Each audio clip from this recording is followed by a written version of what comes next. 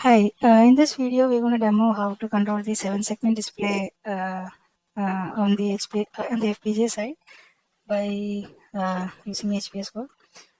So basically what we need to do for that is on the FPGA side we need to configure a AXI bridge for the HPS to communicate with the FPGA. So for that, the first thing we're going to do is in tools, platform definers, similar to how we did for part 1. We're going to use QSys, which new name is platform designer, and we're going to add the components. So here I've already done that, and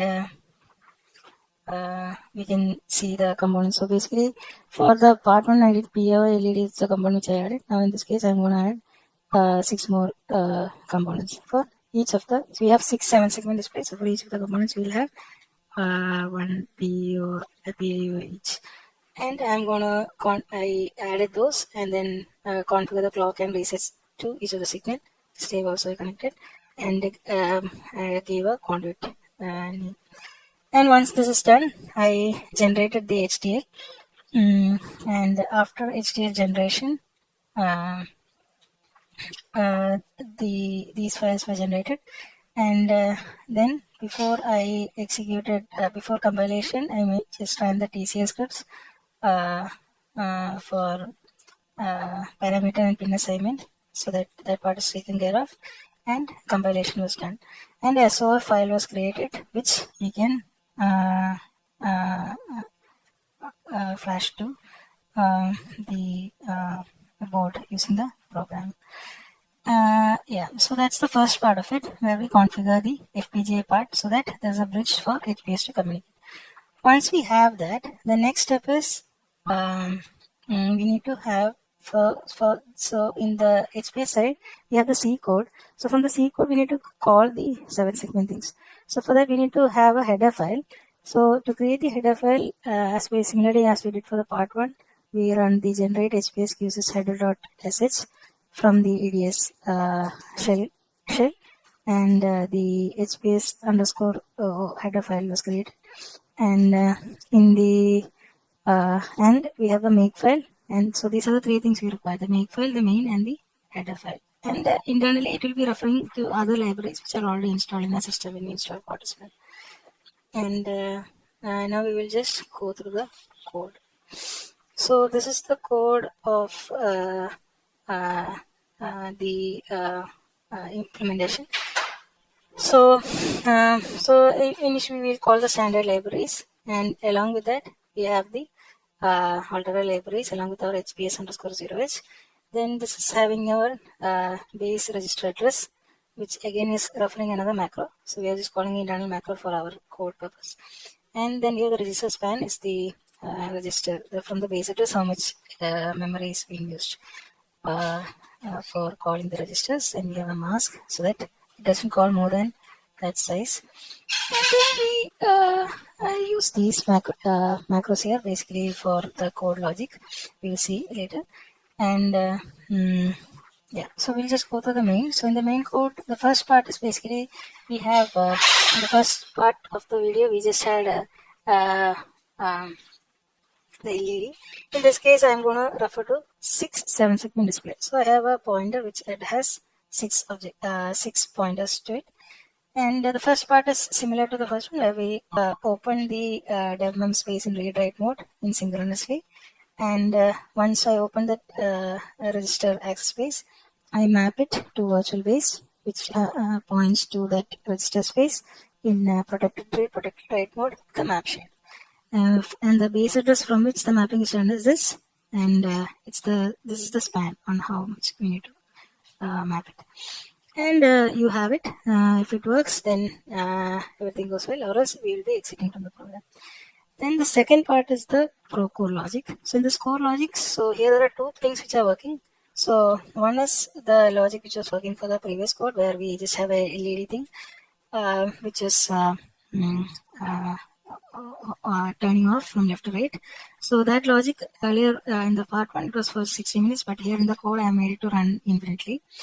And the second part of it is where we have our 7-segment display displaying the seconds time in this format. So it will first show seconds, then minutes, then hours. And so for that, first thing what we do is we make sure that our pointers are pointed correctly. So in this case, our 0 and 1 will point to the first point, the 7-segment 0 and 1 point for hours, 3 and 2 for minutes, and then 5 and 4 is for seconds. And this is where, and that's the mapping. This controls the access to the 7 segments. And whenever the register values are pointed to these array objects here, and whenever we write to this array, the 7 segment will work accordingly. Now we come to the core logic. So how to implement the counter. So this is just basically how the simple logic of how a timer can be done. So first is, for every, so in this while loop we have this sleep, which is for 1 second. So every 1 second our seconds is getting incremented. When it reaches 60, a minute will be incremented. When minutes become 60, an hour will be incremented. And that goes on. And whenever seconds get 60, it will be reset to 0. Whenever minutes become 60, it goes 0 to 0. And when hours become 24, it becomes 0. So that loop continues.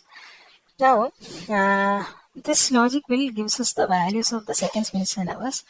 And here, when we want to display it on the 7 segment, what we do is, so say that we had 24 minutes.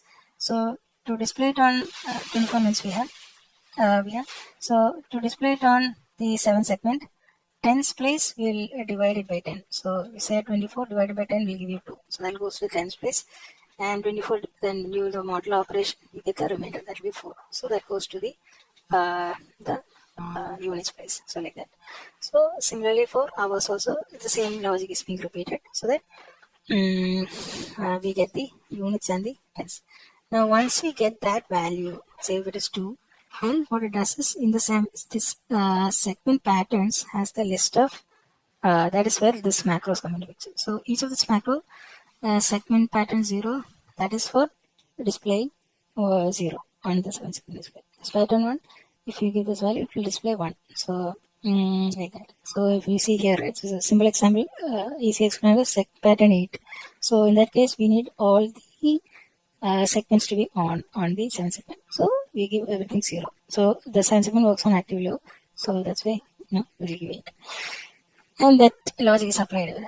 So so once we get the number which we need to display, it goes to this array, and based on the position, it will select the pattern we need, and then it will display correct. So that's it. So when it comes, this loop runs infinitely, we'll get the seconds, minutes, hours display. And finally, we do a cleanup to remove any memory problems, and that's the code part.